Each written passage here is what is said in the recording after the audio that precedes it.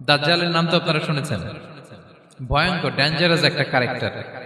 পৃথিবীর শুরু থেকে শেষ পর্যন্ত এর চেয়ে বড় ফিতনা আসেনি, আসবেও না।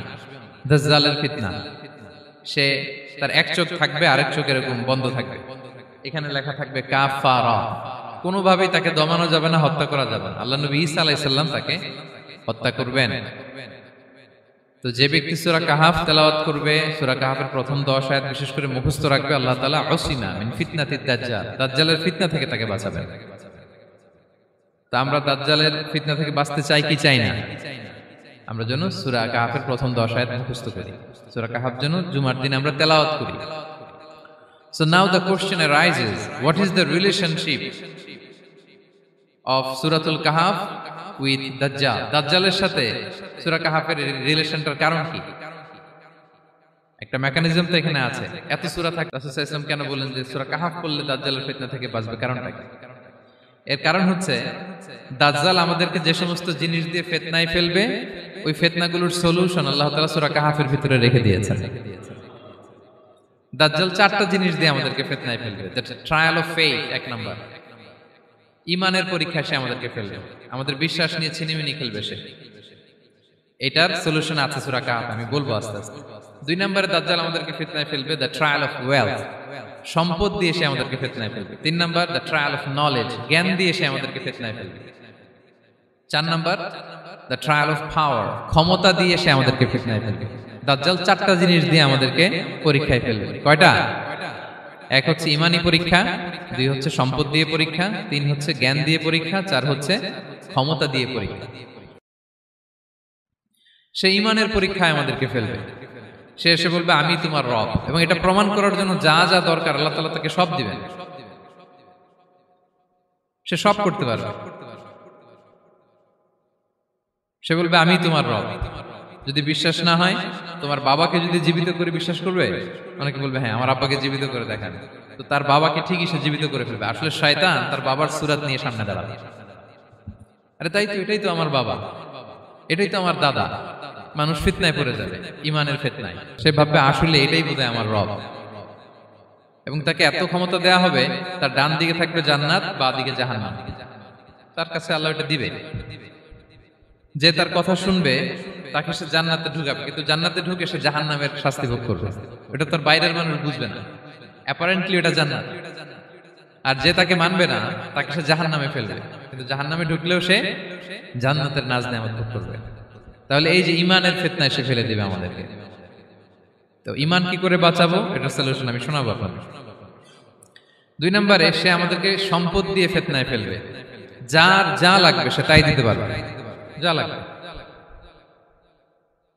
সে যদি আকাশকে বলে আকাশ বৃষ্টি দাও, যাকে তারা মানবে ওই এলাকায় বৃষ্টি হবে, সুজলা সুফলা শস্য শ্যামলা হবে সে সমস্ত এলাকা, ফল মূলে ভর্তি হবে, বরকত আর বরকত। আর যে এলাকার লোকেরা, জনপদের লোকেরা তাকে মানবে না, সে বলবে ওখানে বৃষ্টি হবে না, হবেও না। ওখানে খরা, দুর্ভিক্ষ, মাটি ফেটে চলছে, মানুষ না খেয়ে মরবে, মহামারী, দুর্ভিক্ষ দেখা দেবে। তখন বিশ্ববাসী মনে করবে এটাই বোধহয় আমাদের রব। তার মানে সম্পদ দিয়ে ফিতনায় ফেলে দিবে। 3 নম্বর হচ্ছে নলেজ, তার জ্ঞানের কাছে গোটা বিশ্ব হার মানবে। পূর্বের পরের যত জ্ঞান আছে সব আল্লাহ তাকে দিবে। ইলমুল আউয়ালিন ওয়াল আখিরিন, এমন কোন প্রশ্ন নেই যেটা দিয়ে তাকে আটকানো যায়। যাই জিজ্ঞেস করবেন সব জানতা, সব বলে দেয়। ভবিষ্যৎবাণী বলে দিবে, বলবে আগামীকাল ওইখানে অমুক দেশে বোমা বিস্ফোরণ হবে, হবে ওইখানে, ওখানে দুর্ভিক্ষ হবে, হবে, ভূমিকম্প হবে, হবে। সে যা বলবে তাই হবে। তার জ্ঞানের এই বহর দেখে মানুষ ফিতনায় পড়ে যাবে। 4 নম্বর হচ্ছে দ্য ট্রায়াল অফ পাওয়ার, ক্ষমতা। তার ক্ষমতার সামনে সবকিছু একেবারে ছিন্ন বিচ্ছিন্ন হয়ে যাবে, এত ক্ষমতা হবে তার। সে যেমনটি বলবে তেমনটি করতে হবে। বাতাসের চেয়ে দ্রুত বেগে সে এক দেশ থেকে আরেক দেশে চলে যাবে। তো তার এই সমস্ত অলৌকিক ক্ষমতা দেখে মানুষ ফিতনায় পড়ে যাবে। এবং এই ফিতনা, এই পরীক্ষার মুহূর্তগুলোতে মানুষ কিভাবে নিজেকে ধরে রাখবে তার সলিউশন আল্লাহ তাআলা সূরা কাহফে দিয়েছেন। এই 4টা ফিতনা থেকে বাঁচার জন্য আল্লাহ সূরা কাহফে 4টা ঘটনা উল্লেখ করেছেন। কয়টা? 1 নাম্বার হচ্ছে আসহাবে কাহফ, যুবকদের ঘটনা, 7 জন যুবকদের ঘটনা। ঈমান কি করে বাঁচাবেন, সলিউশন ওখানে। সম্পদ দের ফিতনা থেকে কিভাবে নিজেকে বাঁচাবেন, এজন্য একজন বাগানওয়ালার ঘটনা আল্লাহ সেখানে বলেছেন। জ্ঞানের ফিতনা থেকে কি করে বাঁচবেন, এজন্য আল্লাহ তাআলা মুসা আলাইহিস সালাম এবং খিজির আলাইহিস সালামের ঘটনা সেখানে উল্লেখ করেছেন। আর ক্ষমতার ফিতনা থেকে কি করে বাঁচবেন এটা বোঝানোর জন্য আল্লাহ তাআলা যুলকারনাইনের ঘটনা উল্লেখ করেছেন। চারটা ফিতনা থেকে বাঁচার জন্য কয়টা ঘটনা? চারটা ঘটনা। আমরা তাহলে একটা একটা করে ঘটনা শুনি, আমরা একটু উদ্ধার করার চেষ্টা করি যে কি কি সলিউশন আল্লাহ তাআলা আমাদের বাতলে দিলেন। এক নম্বর হচ্ছে আসহাবে কাহাফের ঘটনা। এটা 250 খ্রিস্টাব্দের সময়কালে রোমান সাম্রাজ্যের একজন বাদশা ছিল, নাম দাকিয়ানুস। প্রতাপশালী বাদশা, পৌত্তলিক, মূর্তির পূজা করে। ঈসা আলাইহিস সালাম বিদায় নিয়েছেন 250 বছর হলো। তো সব নবীর ধর্মই কিন্তু ইসলাম, যদিও আমরা নাসারা বলি, ইহুদি বলি, সব নবীদের ধর্মই কি ইসলাম। তো তিনি ছিলেন পৌত্তলিক, মূর্তির পূজা করত। আর তার এলাকায় কেউ যদি ঈসা আলাইহিস সালামের নাম নিত, আখিরাতে বিশ্বাস করত, আল্লাহ বিশ্বাস করত, তাদেরকে তারা পাথর মেরে হত্যা করত। এজন্য ভয়ে কেউ ঈসাই ধর্মে ঈমান আনত না, মানে ইসলামে ঈমান আনত না। এই রাজার ভয়ে সবাই মূর্তির পূজা করত। কিন্তু 7 জন যুবক ছিল, তারা স্রোতে গা ভাসিয়ে দেয়নি, স্রোতের বিপরীতে তারা ঈমান নিয়ে দাঁড়িয়েছে। তারা ঈসা আলাইহিস সালামের রেখে যাওয়া সত্য ধর্মের উপর ঈমান এনেছিল, আখিরাতে তারা বিশ্বাস করত। তো এই 7 জন যুবকের কথা ছড়াতে ছড়াতে রাজা দাকিয়ানুসের কাছে চলে যায়। উনি তো রেগে মেগে আগুন, ডেকে পাঠালো 7 জনকে। তো তাদেরকে জিজ্ঞেস করলো, তোমরা কাকে মানো? বলতেছে এক আল্লাহকে মানি। সাহসী, খুবই সাহসী। বলতেছে তুমি কি জানো তোমরা কার সামনে কথা বলতেছো? আমি তো তোমাদেরকে মৃত্যুদণ্ড দিতে পারি। তারা বলে দেন, কিন্তু আমরা সব বিসর্জন দিলেও ঈমান বিসর্জন দিতে পারবো না। সুবহানাল্লাহ। তিনি বললেন, তোমরা যুবক মানুষ, রক্ত গরম, আবেগে কথা বলতেছো, 3 দিন সময় দিলাম, যাও ঈসার নাম ভুলে যাও, আখিরাত ভুলে যাও, আল্লাহর নাম ভুলে যাও। 3 দিন পরে তোমাদেরকে আবার ইন্টারভিউ নেব। ওই দিন যদি একই কথা বলো, পাথর মেরে 7 জনকে দুনিয়া থেকে উড়িয়ে দেব। তারা চলে গেল। এবার 7 বন্ধু মিলে পরামর্শ করতে লাগলো, কি করতে পারি আমরা, এই গুণে ধরা সমাজকে আমরা কিভাবে বাঁচাবো, এই পৌত্তলিকতার ছোবল থেকে এই ইফসিস নগরীকে বাঁচাবো কি করে। নগরীটার নাম ছিল ইফসিস নগরী। বর্তমানে এটা তুরস্কের ইজমির শহরে অবস্থিত। এখনো জায়গাটা প্রত্নতাত্ত্বিকদের ওই ইয়েতে এটা সংরক্ষিত, এখনো টুরিস্টরা যায়। তো তারা বলল, আমরা ঈমান বিসর্জন দিব না, যদি আমরা ওদের কথা মেনে নেই আমরা তো মুশরিক হয়ে গেলাম, চলো আমরা এক কাজ করি, আমরা এলাকা ছেড়ে দিই। এই 7 যুবক আল্লাহর উপর ভরসা করে তারা বাড়ি ঘর আত্মীয় স্বজন সব ছেড়ে দিয়ে, লোকালয় ছেড়ে দূরে একটা পাহাড়ের ভেতরে আশ্রয় নিল। পাহাড়ের ভেতরে একটা গুহা ছিল, এই গুহাকেই আরবিতে বলে আল কাহাফ। কি বলে? এই সূরার নাম কি? সূরাতুল কাহাফ। তো তাদের সাথে সাথে একটা কুকুরও যাচ্ছিল। তারা বারবার তাড়িয়ে দেওয়ার চেষ্টা করতেছিল কুকুরটাকে, যাতে না যায়, কিন্তু কুকুর শুধু কান্না করে তাদের সাথে যাওয়ার জন্য ঘেউ ঘেউ করতেছিল। এই কুকুরটাকেও সাথে নিল। ভালো মানুষদের সাথে থাকলে কি হয় দেখেন, এই কুকুরের কথা, যেহেতু 7 জন ইমানদারের সাথে একটা কুকুর ছিল, এই কুকুরের কথা আল্লাহ সূরাতুল কাহাফে উল্লেখ করে দিয়েছেন। ওয়া কালবুহুম বাসিতুন যিরাআইহি বিল ওয়াসি। তো তারা ভিতরে গেল, যে প্রচন্ড ক্লান্ত, তারা ঘুমিয়ে পড়ল। কি করলো? এই এক ঘুমে আল্লাহ 309 বছর কাটায় দিলেন। কয়শো 9 বছর? 9 বছর ঘুম, সব ঘুম, প্রচন্ড ঘুম, ঘুম যেন আর কাটে না। 309 বছর পরে এরা জাগলো। এখন খুব ক্ষুধা, ঘুমে আর মোর ভাঙতেছে। আর একজন জিজ্ঞেস করতেছে, কি লম্বা সময় ঘুম দিলাম কোথায় আমরা? একজন বলতেছে, হ্যাঁ, মনে সারাদিনই ঘুমাইছি আমরা। আরেকজন বলতেছে, না না, সারাদিন না, দিনের কিছু অংশ হয়তো ঘুমাইছি। আসলে কয় বছর ঘুমাইছে? 309 বছর। তো এদিকে সভ্যতার তো চেঞ্জ। এখানে ওই দাকিয়ানুস মরে, এর ছেলে মরে, এর নাতি মরে, পুতি মরে, এখন 6ষ্ঠ নম্বর রাজা আসছে। প্রজন্মের পর প্রজন্ম তো শেষ। 309 বছরে কমপক্ষে 4-5টা জেনারেশন চেঞ্জ হবে। তো জেনারেশন চেঞ্জ হয়ে, এলাকা চেঞ্জ হয়ে, তারা যে স্বপ্ন দেখেছিল এই ইফসিস নগরীতে কালিমার পতাকা উঠবে, তাদের স্বপ্ন আল্লাহ বাস্তবায়ন করেছেন। 309 বছরের ব্যবধানে এই এলাকার সবাই মুসলিম হয়ে গেছে। আল্লাহ চাইছিলেন ওদেরকে দেখাবে এটা, যে স্বপ্নটা যে বাস্তবায়ন হয়েছে এটা দেখাবে। তো ঘুম থেকে উঠছে, একজনকে তারা বললো যে লুকায় লুকায় চাদর মুড়ি দিয়ে কিছু রুটি নিয়ে আসো বাজার থেকে, যাতে তোমাকে না চিনে। চাদর মুড়ি দিয়ে যাও। কিছু পয়সা ছিল, মুদ্রা দিয়ে দিস। তো সে যে যখন দোকানদারের কাছ থেকে রুটি নিছে আর মুদ্রা দিছে, দোকানদার বলে এই মুদ্রা কোত্থেকে আসলো? 309 বছর আগে মালয়েশিয়াতে রিঙ্গিট ছিল কিনা জানি না, যেভাবে ওরা ট্রানজাকশন করতে পারে যেটা ছিল ওইটা যদি এখন কেউ দেয়, রাধুনী বিলাসে খাবার পাওয়া যাবে? হ্যাঁ। তো রুটিওয়ালা বলে তুমি বর্তমান সময়ের মুদ্রা দাও, এটা দিচ্ছ কেন? বলতেছে এটা তো বর্তমান সময়ের মুদ্রা। বলতেছে এই যে মুদ্রার মধ্যে দেখো কোন সালের সিল দেওয়া, এটা তো শত শত বছর আগে। বলতেছে কি বলে শত বছর আগে? আমি তো আজকে সকালেই বাজার করলাম, ওই বাজার করে যে টাকাগুলো ছিল ওইটাই তো পকেটে। বলতেছে বলে কি? নিশ্চয়ই তুমি গুপ্তধনের সন্ধান পেয়েছো, হিডেন ট্রেজার। বলো, মানে তার সাথে এদের কথাবার্তা কিছু মিলতেছে না। পরে তাকে ধরে ওই সময়কার রাজার কাছে নিয়ে গেছে। ওই রাজা আবার মুসলিম, সবাই মুসলিম তখন। সে যা বলে এরাও কেউ বিশ্বাস করে না, এরাও যা বলে এও বিশ্বাস করে না। আর এলাকা এর বাড়িঘর আসবে কোত্থেকে? এর নাতি পুতি যা আছে 5-6 পুরুষ তো মরে সবাই কবরে। তখন তার কথা শুনে সবাই অবাক। তো এটা মিলানোর জন্য তারা 309 বছর আগের দাকিয়ানুস বাদশার সরকারি যে নথিপত্র, ওই পুরাতন ছিঁড়া নথিপত্র তারা বের করলো। বের করে দেখে ঠিকই দাকিয়ানুস নামে এক বাদশা ছিল, আর অনেক শত শত বছর আগে মোস্ট ওয়ান্টেড 7 জন যুবক ছিল যাদের ব্যাপারে এক্সিকিউশনের অর্ডার ছিল। এখন দেখে তারা অবাক। লম্বা ঘটনা আমি খুব শর্ট করে বলতেছি। পরে সবাই মিলে তাকে সহ ওই গুহায় গেল। গুহায় যাওয়ার পরে সে বাকিদেরকে ডাকতে গুহার ভিতরে ঢুকলো। আল্লাহ তাআলা 7 জনকে ওইখানে মৃত্যু দিয়ে দিলেন। চিরকালের জন্য এই 7 জন ঘুমায় পড়ল। আর এলাকাবাসী রাজা সহ ওইখানে তারা একটা মসজিদ নির্মাণ করলো। This is the story of আসহাবে কাহাফ। তো এলাকাবাসী যদিও মুসলিম হয়েছিল, কিন্তু আখিরাতের ব্যাপারে তাদের একটা সন্দেহ ছিল যে আসলে মানুষ মরার পরে কি আবার জীবিত হবে? মৃত্যুবরণ করার পরে আবার মানুষ জীবিত হবে? তাদের মনের মধ্যে একটা সন্দেহ ছিল যে আসলে মারা গেলে মানুষ আবার উঠতে পারে।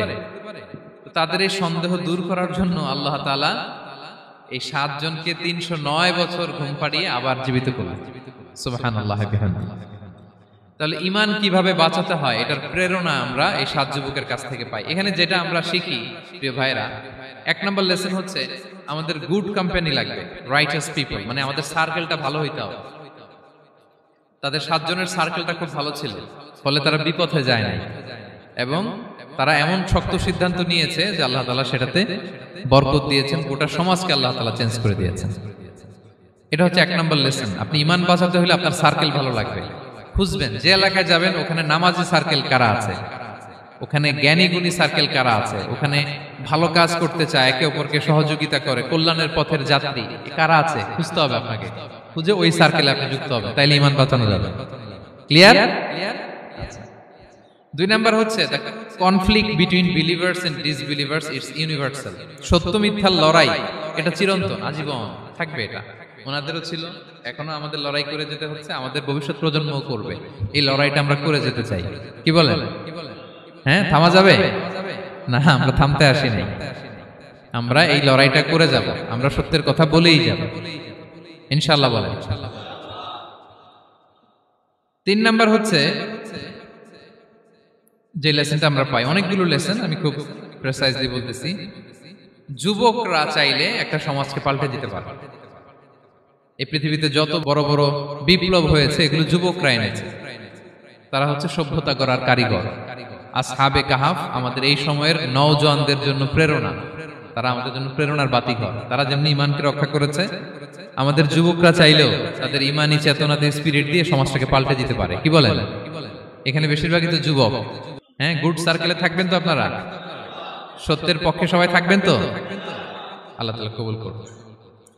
আচ্ছা, এবার 2 নাম্বার ছিল সম্পদের ফিতনা, কিভাবে বাঁচবেন। আসহাবে কাহাফের পরে সূরা কাহাফে আল্লাহ তাআলা একজন বাগানওয়ালার ঘটনা বলেছে। 2 জন বন্ধু, একজন একটু গরিব, সে বিশ্বাসী, আরেকজন ধনী, সে অবিশ্বাসী। তাকে আল্লাহ তাআলা বিশাল বড় খেজুরের বাগান আর আঙ্গুরের বাগান দিয়েছেন, বিশাল বড়, অনেক বড় বিজনেস ম্যাগনেট। তো এই সম্পদের অহংকার সে করত। সে প্রায় তার গরিব বন্ধুকে বলতো যে তোর চেয়ে আমার সম্পদও বেশি, সন্তানও বেশি, জনবল বেশি, লোকবল বেশি, অর্থবল বেশি, সব বেশি। অহংকারে তার পা মাটিতে পড়তো না। আর সে আখিরাতে অবিশ্বাস করত এবং সে বলতো যে এই সম্পদ আমারে বাঁচাবে, চিরকাল আমাকে স্মরণীয় করে রাখবে, এই সম্পদ কোনোদিন যাবে না। অনেক বড় বড় ধনীরা আছে, তারা এরকম মনে করে যে আমি এত বড় সিআইপি, হ্যাঁ, আমি এত বড় বিজনেস ম্যাগনেট, এই দিন বোধহয় আর চেঞ্জ হতে পারে না, আমার আজীবনই বোধহয় এত পাওয়ার থাকবে, এত সম্পদ থাকবে। এটা ভুল ধারণা। এটা কি ভুল ধারণা? এই যে তুরস্কে দুর্ভিক্ষ হইল না, আপনারা দেখছেন না যে অনেক সম্পদের মালিক বাড়ি ঘর ভেঙে রাস্তার ফকির। এখন ওই যে রিফিউজিদের জন্য যে খাবার আসছে, ওখানে লাইনে দাঁড়াইছে, কারণ এখন লাইনে না দাঁড়ালে খাবারও তো মিলবে না। 1000 কোটি টাকার মালিক ছিল, ভেঙে চুরে সব শেষ। এখন রিলিফের নেওয়ার জন্য দুস্থদের কাতারে ওখানে দাঁড়াইছে, কারণ দাঁড়াইলেই কিছু খাবার পাওয়া যাবে, খিচুড়ি পাওয়া যাবে, তা না হলে তো খাবারটাও মিলবে না। এই যে বঙ্গবাজারে আগুন লাগলো আমাদের বাংলাদেশে, 20টা-25টাও দোকান ছিল অনেকের যাদের অন্যান্য বিজনেস আছে তারা হয়তো সার্ভাইভ করতে পারতেছে, কিন্তু এমন অনেক ব্যবসায়ী ছিল সব শেষ, জ্বলে পুড়ে, তার টাকা পয়সা পুঁজি স্বপ্ন সব শেষ। তো ধনীকে গরিব বানাতে আল্লাহর 1 সেকেন্ডও লাগে না। ওই বিশাল প্রাসাদ থেকে টেনে ভাঙ্গা থালা হাতে দিয়ে রাস্তায় নামাইতে আল্লাহর কয় সেকেন্ড লাগে বলেন তো? 1 সেকেন্ডও লাগে না। সো এই লেসনটা কিন্তু আমাদের নিতে হবে। এবং ওই ব্যক্তির নসিবে তাই ঘটেছিল, সে যখন অহংকার করতেছিল, আল্লাহ তাআলা আকাশ থেকে হুসবান একটা আগুন পাঠালেন। ওই আগুন এসে তার আঙ্গুরের বাগান, তার খেজুরের বাগান, বিশাল মাইলকে মাইল এই বাগান জ্বালিয়ে পুরো মুহূর্তের মধ্যে সারখার করে, এবং মুহূর্তের মধ্যে সে পথের ভিখারি, ফকির। এই ঘটনাটা এনে আল্লাহ তাআলা সম্পদশালীদেরকে রিমাইন্ডার দিলেন যে এই সম্পদের ফিতনায় তোমরা পড়ে যেও না। আমরা সম্পদশালী হলে বাস্তবতা অনেক সময় ভুলে যাই। সূরাতুল হুমাজাতে আল্লাহ তাআলা বলেন, ইয়াহসাবু আন্না মালাহু আখলাদা। সম্পদশালীরা মনে করে এই সম্পদ আমাকে চিরকাল বাঁচিয়ে রাখবে, চিরকাল বোধহয় এই সম্পদ আমার হাতে থাকবে। না, এটা হাতের ময়লা, আজ আছে কাল নাই, যে কোনো সময় চলে যেতে পারে। এটা হচ্ছে ম্যাটেরিয়ালিস্টিক আউটলুক, বস্তুবাদী চিন্তা থেকে এই আমাদের ধনী ভাইদের এই সমস্যাটা হয়, ভোগবাদী চিন্তার প্রভাব আর কি। সম্পদ যখন হাতে থাকে ধরাকে সরাজ্ঞান করে, মনে করে যে সবই আমার কন্ট্রোলে। না, আপনারে ওই গরিবের কাতারে আনতে, ওই রিলিফের সম্পদ নেয়ার জন্য ওই লাইনে দাঁড় করাইতে আল্লাহর 1 সেকেন্ডও লাগে না। এটা খেয়াল রাখতে হবে। আমরা যখন প্রাইভেট কারে চড়ি, মাঝে মাঝে অনেকে এসে হাত পাতে, এদেরকে ছোট করা যাবে না। গল্পটা আল্লাহ ভিন্ন করতে আল্লাহর 1 সেকেন্ডও লাগে না। ওইদিকে আমি দাঁড়ায় হাত পাততাম আর উনি প্রাইভেট কারে বসে থাকতো। আল্লাহ চাইলে এরকম করতে পারতেন না? পারতেন। তো এখান থেকে আমাদের জন্য শিক্ষা হচ্ছে, সম্পদ এটা ক্ষণস্থায়ী, আজ আছে কাল নাই, এটা ক্ষণস্থায়ী, এটাকে এভারলাস্টিং মনে করা যাবে না। এভারলাস্টিং হচ্ছে আখিরাত। ওয়ালাল আখিরাতু খায়রুল লাকা মিনাল উলা। আখিরাত তোমার জন্য দুনিয়ার চেয়ে শ্রেষ্ঠ। এবং আল্লাহ তাআলা দৃষ্টান্ত একটা দিয়েছেন যে দুনিয়ার জীবনটা হচ্ছে কামা, ওই পানির মতো, যেটা আনজালনাহু মিনাস সামা, আকাশ থেকে নাজিল করেছি। ওই পানি ক্ষেতের মধ্যে পড়ে ফসল, ফুল ফসল হয়েছে। এরপরে যখন ফসল কাটা হয়, ওই ক্ষেত খামার এগুলো তৃণলতা হয়ে যায়, ভুসির মতো হয়ে যায়। তখন বাতাসের ঝাপটায় একবার এদিকে যায়, একবার ওদিকে যায়। অনেক লম্বা উপমা, আমি সংক্ষেপে বললাম।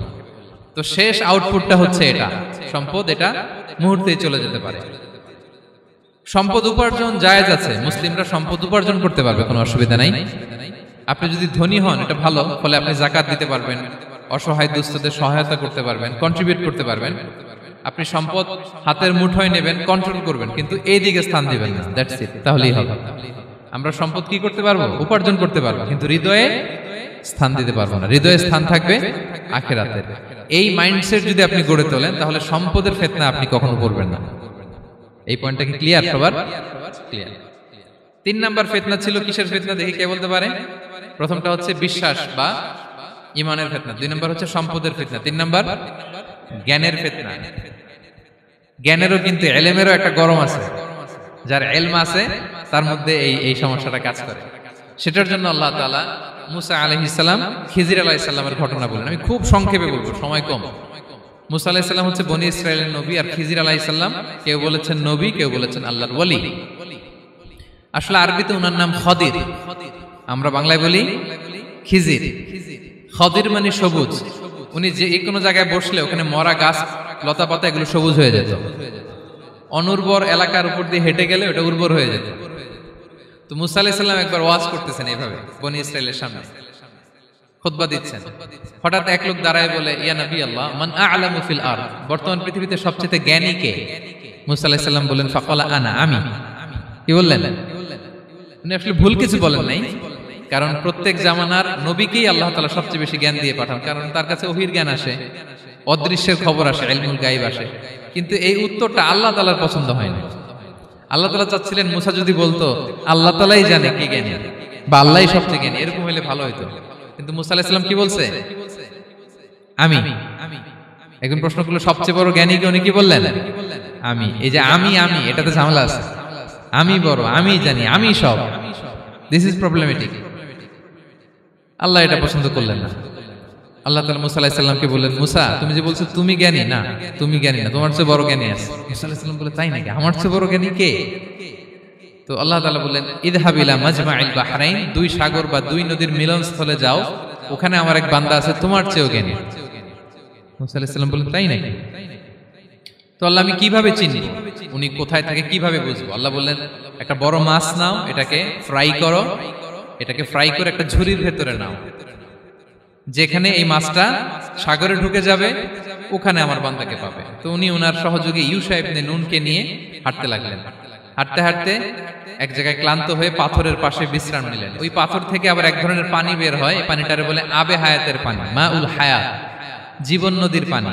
এই পানি কোনো মৃত প্রাণী বা বস্তুর গায়ে লাগলে ওটা জীবিত হয়ে যায়।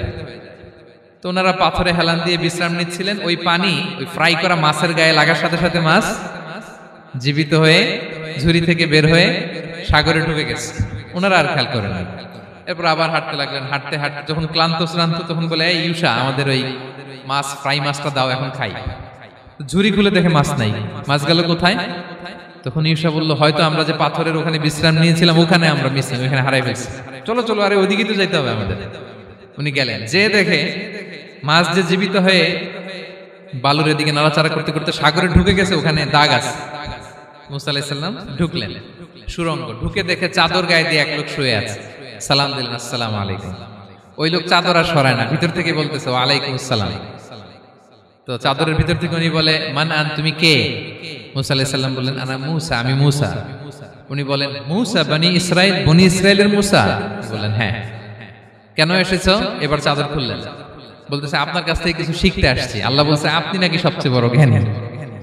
আমি ভুল করে বলে ফেলছিলাম আমি, আল্লাহ বলছেন যে আপনি নাকি জ্ঞানী। বলতেছে, না, তুমি আমার জ্ঞান নিতে পারবে না, ওই ধৈর্য শক্তি তোমার নাই। মুসা আলাইহিস সালাম বললেন যে, আপনি যে কোনো শর্তে আমাকে একটু রাখেন কয়েকদিন, আপনার সাথে আমি রাজি। বললেন, না, তুমি পারবে না। মুসা আলাইহিস সালাম জোর করতে লাগলেন। অবশেষে খিদির আলাইহিস সালাম রাজি হলেন। বললেন, শর্ত হচ্ছে আমি যাই করি আর না করি আমাকে কোনো প্রশ্ন করা যাবে না। মুসা আলাইহিস সালাম বললেন, ওকে। সফর শুরু হলো। সামনে নদী, এক লোক তাদের নৌকা দিয়ে নদী পার করাই দিল। নদী পারাপারের পর খিজির আলাইহিস সালাম লাঠি দিয়ে নৌকার তলাটা ছিদ্র করে দিলেন। মুসা আলাইহিস সালাম বললেন, ইন্না লিল্লাহি, এটা আপনি কি করলেন? ওরা আমাদেরকে নদী পার করে দিল, আর যে ভাড়াটা আসছিল এটাও নিল না, আমাদেরকে সম্মান দেখালো, আপনি নৌকা ছিদ্র করে দিলেন। খিজির আলাইহিস সালাম বলছে, এই যে আমি বলছিলাম না তুমি ধৈর্য ধারণ করতে পারবে না, যাও, তোমার রাস্তায় তুমি, আমার রাস্তায় আমি। মুসা আলাইহিস সালাম আবার ক্ষমা চাচ্ছেন যে, আপনি আমার ক্ষমা করেন, আমি তো ভুলে গেছি, আর প্রশ্ন করবেন না। চলতে লাগলেন। হঠাৎ বাচ্চারা খেলতেছে, এক বাচ্চাকে ধরে হত্যা করলেন খিজির আলাইহিস সালাম। এবার তো মুসা আলাইহিস সালাম রেগে গেছে, আপনি করলেনটা কি? একটা নিষ্পাপ ফুলের মতো শিশুকে হত্যা করলেন। খিজির আলাইহিস সালাম বলে, এই যে আমি জানতাম যে তুমি ধৈর্য ধারণ করতে পারবে না, তোমার রাস্তা এক, আমার রাস্তা এক, যাও। এবার মুসা আলাইহিস সালাম করজোর করতেছে যে, this is the last chance, একটা ফাইনাল চান্স দেন, একটা সুযোগ দেন, আর আমি প্রশ্ন করব না, এটাই লাস্ট। বলেন, ওকে, ঠিক আছে। হাঁটতে হাঁটতে এক ইহুদি বসতির সামনে যে হাজির, দুজনই খুব ক্ষুধার্ত, খাবার চাইলো, এরা আবার কৃপণ, খাবার দিল না। তো খিজির আলাইহিস সালাম বললেন, ঠিক আছে, খাবার যেতে দিচ্ছেন, আমরা চলে যাই। যাওয়ার পথে দেখতেছে এই এলাকার একটা দেয়াল ভেঙে পড়ে যাবে। তিনি বললেন, মুসা চলো এটা ঠিক করে দেই। দুইজন মিলে প্রচন্ড ক্ষুধায় এটা সেটা এনে দেয়ালটা তৈরি করতেছে। মুসা আলাইহিস সালাম তো এমনিই রাগী, পেটে আবার ক্ষুধা, আবার বলছে কিছু বলাও যাবে না। তিনি এবার আর প্রশ্ন করেন, বলতেছে, ওরা এত কিপটামি করলো আর আপনি এটা করে দিলেন, আপনি তো চাইলে এটা টাকা নিতে পারতেন, পারিশ্রমিক নিতে পারতেন চাইলে। এই কথা বলার পর খিজির আলাইহিস সালাম বললেন, হাদা ফিরাকু বাইনি ওয়া বাইনি, এখানেই তোমার আর আমার সেপারেশন, আর সামনে আগানো যাবে না, তোমার কোনো ধৈর্যই নাই। তো এতটুকু তোমাকে আমি বলি যে আমি একটাও আল্লাহর আদেশ ছাড়া করি নাই, আল্লাহর আদেশে আমি করেছি। কি? এক নম্বর হচ্ছে ওই যে আমাদের ভাড়া নিতে চাইলো না, আমাদেরকে পার করে দিল, নৌকাটা ছিদ্র করেছি কারণ এই এলাকায় একজন জালিম বাদশা আছে, সে নৌকা পেলেই গরিব মাঝিদের নৌকা সিজ করে নিয়ে যায়। তো এটাকে যখন তলায় ছিদ্র করে দিছি, এই রাজার লোকেরা এসে দেখবে যে এটা তলা ছিদ্র, তো পানি ঢুকতেছে, এটা নিবে না, ওরা পরে সামহাও এটা রিপেয়ার করে চালাইতে পারবে। মুসা আলাইহিস সালাম বলে সুবহানাল্লাহ, তাই তো, এটা তো আমি বুঝতে পারি নাই। আর ওই ছোট শিশুটাকে হত্যা করছি, ও অনেক বড় জালিম হবে এলাকা, তার ফিতনায় এলাকাবাসী তটস্থ থাকবে, সে তার মা বাবাকেও জাহান্নামে নেবে, এজন্য আল্লাহ তাআলা আদেশ দিয়েছেন আমাকে, আল্লাহর আদেশে আমি তাকে হত্যা করেছি। মুসা আলাইহিস সালাম বললেন তাই তো, এটা তো অনেক ভালো কাজ করছেন। তাইলে তো বলতেছে তাহলে ওইটা বলেন, খাবারও দিল না, এত কৃপণ, এদের দেয়াল কেন ঠিক করতে গেলেন আপনি? তখন তিনি বললেন যে আসলে এটা একটা ইয়াতিমদের ঘর ছিল, দুইটা ইয়াতিম শিশু, তাদের বাবা মা খুব ভালো ছিল, আর এই দেয়ালের নিচে আছে গুপ্তধন, এই দেয়ালটা পড়ে যাবে, এই গুপ্তধন তারা ছোট মানুষ নিতে পারবে না, এলাকাবাসী তাদেরকে বঞ্চিত করে নিয়ে যাবে। আমি দেয়াল গড়ে দিলাম যাতে করে তারা যখন প্রাপ্তবয়স্ক হয় নিজেদের সম্পদ নিজেরা বুঝে নিতে পারে। সুবহানাল্লাহ বিহামদি। মুসা আলাইহিস সালাম বলে তাই তো, এগুলো তো আমি বুঝতে পারি নাই। তো এই ছিল খুব সংক্ষিপ্ত পরিসরে মুসা আলাইহিস সালাম খিজির আলাইহিস সালামের ঘটনা। তো রাসূল সাল্লাল্লাহু আলাইহি ওয়াসাল্লাম বুখারীতে একটা চমৎকার কথা বলেছেন, তিনি বলেছিলেন ওয়াদিদনা আন্না মুসা সাবার হাত্তা ইউকাসসা আলাইনা মিন আমরিহিমা। রাসূল সাল্লাল্লাহু আলাইহি ওয়াসাল্লাম বলেছিলেন ইস, আমার ভাই মুসা যদি আরেকটু ধৈর্য ধরতো তাহলে আরো কিছু অজানা তথ্য আমরা জানতে পারতাম। এখান থেকে, এই ঘটনা থেকে আমরা কি শিখলাম? প্রথম যেটা আমরা শিখলাম, জ্ঞান নিয়ে বড়াই করতে নেই, ঠিক কিনা? জানার কোনো শেষ নেই, জাননেওয়ালার উপরও জাননেওয়ালা আছে, জ্ঞানীর উপরও জ্ঞানী আছে। আপনি কিছু জেনেই মনে করবেন না আমি সব জানি, আপনার চাইতেও বেশি জ্ঞানী অনেকে আছে। অনেক সময় বক্তার চাইতেও শ্রোতারা অনেক জ্ঞানী। হয়তো এখানে এমন অনেক জ্ঞানী লোক আছে যার ধারে কাছেও আমরা কেউ নেই, হতে পারে। সো আমি সব জানি, এটা ভুল, এটা শয়তান বলে। এটা কে বলে? শয়তান বলে। আবু নাওয়াস একটা কবিতা লিখেছেন, ওয়াকুল লিমান ইয়াদঈ ফিল ইলমি ফালসাফাতান হাবাসতা শাইআন ওয়া গাবাত আনকা আশিয়াউ। কেউ যদি বলে আমি সব জানি, তুমি তাকে বৃদ্ধাঙ্গুলি দেখিয়ে বলো আপনি কিছুই জানেন না, আপনি অল্প কিছু জেনেছেন, জানার এখনো অনেক বাকি। তাহলে মুসা আলাইহিস সালামের এই ঘটনা জিজ্ঞেস করা হলো কে জ্ঞানী, উনি বললেন আমি জ্ঞানী। এরকম কি আমরা কখনো বলবো? না। সবচাইতে বড় জ্ঞানী কে? ওয়া ফাওকা কুল্লি যী ইলমিন আলিম। সবচাইতে বড় জ্ঞানী আল্লাহ তাআলা। সো জ্ঞান নিয়ে আমরা অহংকার করব না। দুই নম্বর যে শিক্ষাটা আমরা পাই, ওই যে নৌকা দিয়ে পারাপার হচ্ছিল, তখন একটা চড়ুই পাখি এসে সাগরের মধ্যে মুখ দিয়েছিল। তো খিজির আলাইহিস সালাম বললেন মুসা, তুমি কি চড়ুই পাখিটা দেখতে পাচ্ছ? হ্যাঁ দেখতে পাচ্ছি। চড়ুই পাখিটা যে সাগরে মুখ দিলে দেখতে পাচ্ছ? হ্যাঁ দেখতে পাচ্ছি। তখন খিজির আলাইহিস সালাম বললেন চড়ুই পাখিটা সাগরে মুখ দিয়ে পানি খাওয়ার পরে চড়ুই পাখির ঠোঁটে বা চঞ্চুতে যতটুকু পানি লেগে আছে, এই পানিটা হচ্ছে তোমার, আমার এবং মহাবিশ্বের আমাদের সকলের জ্ঞান। আর এই মহাসাগরের সকল পানি হচ্ছে আল্লাহ তাআলার জ্ঞান। আল্লাহ তাআলা বলেছেন ওমা উতিতুম মিনাল ইলমি ইল্লা কালিলা। আমি তোমাদেরকে একেবারে অল্প জ্ঞান দিয়েছি, একেবারে অল্প। এই রহস্যে ঘেরা এই মহাবিশ্বের অনেক কিছু আমাদের অজানা। প্রিয় ভাইরা, আমরা অনেক কিছু জানি না, আমাদের এই লিমিটেড নলেজে এগুলো ধরে না, তারপর আমরা জ্ঞানের বড়াই করি। আপনারা উপমাটা বুঝতে পারছেন? একটা নৌকা থেকে চড়ুই পাখি ঠোঁট দিয়ে পানি খাচ্ছে, পানি খাওয়ার পরে স্বভাবতই চড়ুই পাখির ঠোঁটে একটু পানি তো লাগবে। খিজির বললেন যে এই পানিটা হচ্ছে তোমার, আমার, পৃথিবীর সবার জ্ঞান, আর এই সাগরের বাকি পানিগুলো কার জ্ঞান? এবার বুঝতে পারছেন আল্লাহ তাআলার জ্ঞানের পরিধি। আমরা জ্ঞান নিয়ে যেন কখনো কি না করি, বড়াই না করি। জ্ঞান দুই ধরনের, একটা বাহ্যিক জ্ঞান, একটা অন্তর্নিহিত জ্ঞান। External knowledge, internal knowledge. আমরা যখন কোরআন হাদিস পড়ি আমাদের বাহ্যিক জ্ঞান অর্জন হয়। কোরআন হাদিস পড়লেই আপনি জ্ঞানী হয়ে যান। এটা কোরআন হাদিস পড়তে হয়, এটা ডাইজেস্ট করতে হয়, এটার উপর আমল করতে হয়।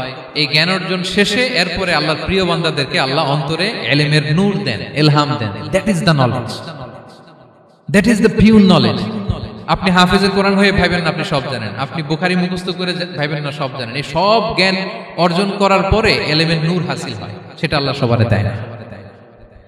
সো এই অন্তর্নিহিত জ্ঞান, দূরদৃষ্টি, farsightedness, that is the pure knowledge. এটার জন্য বছরের পর বছর, যুগের পর যুগ সাধনা করতে হয়। সেটার জন্য এই জ্ঞান অর্জনের জন্য তিনটা জিনিস করতে হয় ইলমের নূর অর্জনের জন্য। কয়টা? এক হচ্ছে বিনয়, দুই হচ্ছে সফর, তিন হচ্ছে সবর। আবার বলি, এক হচ্ছে বিনয়, দুই হচ্ছে সফর, তিন হচ্ছে সবর। আল্লাহ তাআলা আল্লাহর নবীকে তাওরাত দেওয়ার পরেও আরো ট্রেনিং সেশন করাইছেন খিজির আলাইহিস সালামের কাছে, যে যাও ওনার কাছে গেলে তুমি ছোট হবা, নত হবা। জ্ঞান যদি আমি নিতে চাই আমাকে ছোট হইতে হবে। ধরেন একটা গ্লাস থেকে একটা খালি গ্লাসে পানি ঢালবো, তো যেটাতে নেওয়া হবে এটা উপরে থাকলে হবে? যেই গ্লাসটার মধ্যে পানি আছে এটা উপরে থাকবে, ওইটা ব্ল্যাঙ্ক গ্লাসের মধ্যে পড়বে। আপনি নলেজ ইলম নিতে চাইলে আপনাকে নিচে থাকতে হবে, উনি উপরে থাকবে। আপনার শায়েখ আপনাকে দিবে, আপনার উস্তাজ আপনাকে দিবে, আপনার মুর্শিদ আপনাকে দিবে। বুঝতে পেরেছেন? তাহলে আমাদেরকে হাম্বলনেস লাগবে, শিখতে হইলে হাম্বল হইতে হয়, বিনয়ী হইতে হয়। আচ্ছা, 2 নাম্বার সফর করতে হয়। এটা আল্লাহ মুসা আলাইহিস সালামকে দিয়ে করাইছেন, যাও পিছে পিছে উস্তাদের পিছে পিছে ঘুরো। তো এজন্য সফর করতে হয়। এখন ঘরে বসে অনেক কিছু জানা গেল, উস্তাদের সান্নিধ্য লাগে, সফর করতে হয়। আমাদের ক্লাসিক আলেমরা হাদিস কালেকশনের জন্য শহরকে শহর সফর করতেন। এখনো আমাদের আলেমরা দেওবন্দে যায়, মিশরে যায়, মদিনায় যায়, এখানকার মালয়েশিয়ান স্টুডেন্টরা দেশে বিদেশে যে নলেজ অর্জন করে। সফর আপনাকে লাগবে। তাহলে বিনয়, সফর, 3 নম্বরে কি সবর, ধৈর্যশীল হইতে হবে। দেখেন মুসা আলাইহিস সালাম বারবার প্রশ্ন করে ফেলতেছেন, বারবার ওয়াদা ভঙ্গ করতেছেন, এরকম করলে হবে না, ধৈর্য লাগবে। ধৈর্যের বলে বলিয়ান হলে তখনই আপনার মধ্যে ইলম আসবে। তাহলে জ্ঞানের ফিতনায় পড়ার আর আমাদের কোনো সম্ভাবনা আছে? আমরা বিনয়ী হব, আমরা জ্ঞান আল্লাহর দিকে ফিরাই দেব, আমরা বলবো উনি সবচেয়ে ভালো জানেন। পারা যাবে তো ইনশাআল্লাহ? আচ্ছা, আমি একেবারে শেষ পর্যায়ে চলে আসছি, 2 মিনিটের মধ্যে শেষ করে দিচ্ছি। 3 নাম্বার ছিল কিসের ফিতনা? 4 নাম্বার ক্ষমতার ফিতনা। এই ফিতনা থেকে বাঁচার জন্য সর্বশেষ আল্লাহ তাআলা যুলকারনাইনের ঘটনা বলেছেন। অনেক বড় বাদশা ছিলেন, পৃথিবীতে 4 জন বাদশা গোটা বিশ্ব শাসন করেছেন। 2 জন কাফির, 2 জন মুমিন। কাফির একজন হচ্ছে নমরুদ, যিনি ইব্রাহিম আলাইহিস সালামকে আগুনে ফেলেছিলেন। আরেকজন হচ্ছে বখতে নাসার, যাকে ইংরেজিতে বলে নেবুচারনেজার দ্য সেকেন্ড, দ্বিতীয় নেবুচারনেজার। তারা কোনো নির্দিষ্ট এরিয়ার বাউন্ডারির বাদশা না, গোটা বিশ্বের বাদশা ছিলেন। এই 2 জন কাফির। আর 2 জন বাদশা ছিলেন গোটা বিশ্বকে শাসন করেছেন, তারা ছিলেন মুমিন। একজন হচ্ছে সুলাইমান আলাইহিস সালাম, আল্লাহর নবী। আরেকজন হচ্ছে যুলকারনাইন, গোটা বিশ্ব শাসন করেছেন, প্রাচ্য থেকে পাশ্চাত্য সব জায়গায় তিনি গিয়েছেন, ইসলামের বাণী প্রচার করেছেন, জালিমদেরকে শায়েস্তা করেছেন। তো এরকম দিক বিদিক তিনি জয় করতেছিলেন। অনেকে যুলকারনাইনকে আলেকজান্ডার দ্য গ্রেটের সাথে গুলিয়ে ফেলে না। ম্যাসিডোনিয়াতে যে আলেকজান্ডার দ্য গ্রেট ছিল, উনি আর যুলকারনাইন এক নন। যুলকারনাইন হচ্ছে আল্লাহ তাআলার প্রিয় একজন বান্দা, অনেক বড় সাহসী বীর পুরুষ ছিলেন, গোটা বিশ্বে ইসলাম প্রচার করেছেন। করতে করতে করতে করতে অনেক বড় ঘটনা, আমি সব শেষের ঘটনাটা বলি। উনি জর্জিয়া, বর্তমান যে জর্জিয়ার তিবলিসি এরিয়া, এখানে এসে একটা এলাকার সন্ধান পেলেন, যারা ওনাকে এসে বলল যে এখানে একটা জঙ্গলি গ্রুপ আছে যাদের নাম ইয়াজুজ মাজুজ, তারা এসে আমাদের উপর হামলা করে। হে যুলকারনাইন, আমরা আপনাকে ট্যাক্স কালেক্ট করে দিচ্ছি, আপনি তাদের মাঝে আর আমাদের মাঝে একটা প্রাচীর তৈরি করে দেন। আপনারা ইয়াজুজ মাজুজের নাম শুনেছেন না? ইংরেজিতে বলে গগ ম্যাগগ। নূহ আলাইহিস সালামের 4 সন্তান ছিল, হাম, সাম, ইয়াফাস, কানাআন। এই ইয়াফাসের বংশধর হচ্ছে ইয়াজুজ মাজুজ, জঙ্গলি, হাজার হাজার শুধু বংশ বিস্তার করে। তারা এসে লোকালয়ে মানুষের উপর আক্রমণ করে, তাদের গবাদি পশু এগুলো ছিনিয়ে নেয়, ফলমূল খেয়ে ফেলে। তো যুলকারনাইন বাদশার কাছে যখন বিচার দেওয়া হলো, উনি বললেন ঠিক আছে, তোমাদের ট্যাক্স দেয়া লাগবে না, তোমরা শারীরিক পরিশ্রম করে আমাকে সাহায্য করো। তো উনি বর্তমানে হচ্ছে এক পাশে কৃষ্ণ সাগর, ব্ল্যাক সি, আরেক দিকে কাস্পিয়ান হ্রদ বা কাস্পিয়ান সাগর, এর মাঝখানে 1200 কিলোমিটার লম্বা মাউন্টেন রেঞ্জ, পাহাড়ি এরিয়া, আপনারা গুগলে দেখবেন। এইখানে 2 পাহাড়ের মাঝখানে ফাঁকা জায়গায় তিনি বড় বড় লোহার পাত প্রথিত করলেন, গেড়ে দিলেন। এরপরে তামা, সীসা গালিয়ে বিশাল একটা ওয়াল তৈরি করলেন। এটা যুলকারনাইন উনার বানানো ওয়াল বা ড্যাম, প্রাচীর। এখন আর ইয়াজুজ মাজুজ আসতে পারে না, ওরা আর আসতে পারে না। ওরা প্রতিদিন এটা ভাঙার চেষ্টা করে, কিন্তু ভাঙতে ভাঙতে আরেকটু ভাঙলেই ভেঙে যাবে। ওরা বলে আগামীকাল ভেঙে ফেলবে, ইনশাল্লাহ বলতে ভুলে যায়। এজন্য এরপরের দিন এসে দেখে আবার এটা আগের মতো হয়ে আসছে। কিয়ামতের আগ দিয়ে ওদের মধ্যে এই ইনশাআল্লাহর প্রেরণা আসবে। তাদের একজন বলে উঠবে আগামীকাল ইনশাআল্লাহ আমরা এটা ভেঙে খান খান করে দেব, ঠিকই ভেঙে ফেলবে।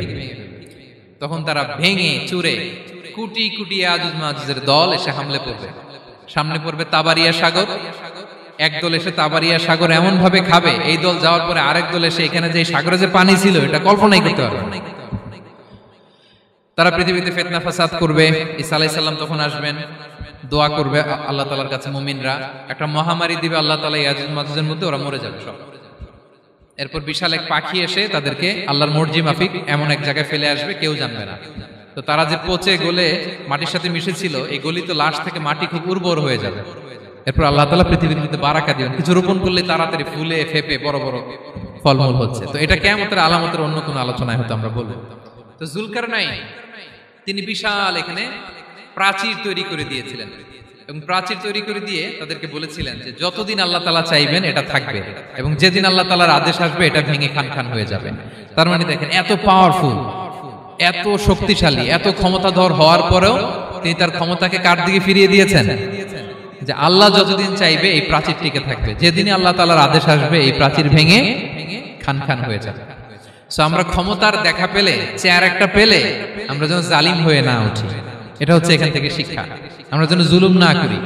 উনি সম্পদের মালিক ছিলেন, ক্ষমতার মালিক ছিলেন, কিন্তু উনি যে আল্লাহর বান্দা এটা ভুলে যান নাই। আমরা যখন ক্ষমতাশীল হই, আমরা যখন প্রধানমন্ত্রী হই, আমরা যখন প্রেসিডেন্ট হই, আমরা যখন পাওয়ারফুল হই, আমাদের সবচেয়ে বড় পরিচয় যে আমরা আব্দুল্লাহ, আল্লাহর গোলাম, এটা আমরা ভুলে যাই। আমাদের আসল পরিচয় কি? আমরা আল্লাহর গোলাম। আমরা যে আল্লাহর গোলাম, এই চিন্তাটা, এই সেন্সটা যদি আমাদের মাথায় থাকে, তাহলে ক্ষমতা আমাদেরকে দাম্ভিক বানাতে পারে না, আর ওই ক্ষমতা আমাদেরকে ফিতনায়ও ফেলবে না। তাহলে সম্মানিত সুধী, দাজ্জাল কয়টা জিনিস দিয়ে আমাদেরকে ফিতনায় ফেলবে? চারটা। দ্য ট্রায়াল অফ ফেইথ, ইমানের পরীক্ষা; দ্য ট্রায়াল অফ ওয়েলথ, সম্পদ দিয়ে পরীক্ষা; দ্য ট্রায়াল অফ নলেজ, জ্ঞানের পরীক্ষা; দ্য ট্রায়াল অফ পাওয়ার, ক্ষমতার পরীক্ষা। আর ইমানের পরীক্ষায় উত্তরণের জন্য আল্লাহ তাআলা আমাদেরকে এই সূরায় আসহাবে কাহফের ঘটনা শুনিয়েছেন, যে 7 জন যুবক তারা তাদের ইমানকে হেফাজত করেছিল। সম্পদের ফিতনা থেকে বাঁচানোর জন্য আল্লাহ তাআলা আমাদেরকে এক বাগানওয়ালার কাহিনী জানিয়েছেন, যে সম্পদ পেয়ে তোমরা দাম্ভিক হয়ে যাও না, এটা আজ আছে কাল থাকবে না। জ্ঞানের পরীক্ষা থেকে আমাদের মুক্তির জন্য আল্লাহ তাআলা অনেক বড় করে আল্লাহ নবী মুসা আলাইহিস সালাম এবং খিজির আলাইহিস সালামের ঘটনা শুনিয়েছেন, আমাদের বুঝিয়েছেন যে আমাদেরকে বিনয়ী হতে হবে, জ্ঞানের জন্য সফর করতে হবে এবং সবর করতে হবে। সবশেষে আল্লাহ তাআলা ক্ষমতার ফিতনা থেকে বাঁচানোর জন্য ক্ষমতাধর, আমরা তো একটা দেশের মালিক হই এখন, অমুক দেশের প্রেসিডেন্ট, অমুক দেশের প্রধানমন্ত্রী, উনি গোটা বিশ্বের প্রতাপশালী রাজা ছিলেন জুলকারনাইন। তারপরেও উনি যে আব্দুল্লাহ, উনি যে আল্লাহর গোলাম, এটা তিনি ভুলে যাননি। তাহলে এইভাবে যদি আমরা এই ফিতনাগুলো থেকে বাঁচার চেষ্টা করি, তাহলে এই ফিতনা থেকে আমরা বেঁচে থাকতে পারবো, এবং দাজ্জাল যদি এই মুহূর্তেও আসে, সে আমাদেরকে বিভ্রান্ত করতে পারবে না। পারবে? পারবে না ইনশাআল্লাহ। ইনশাআল্লাহ বলেন।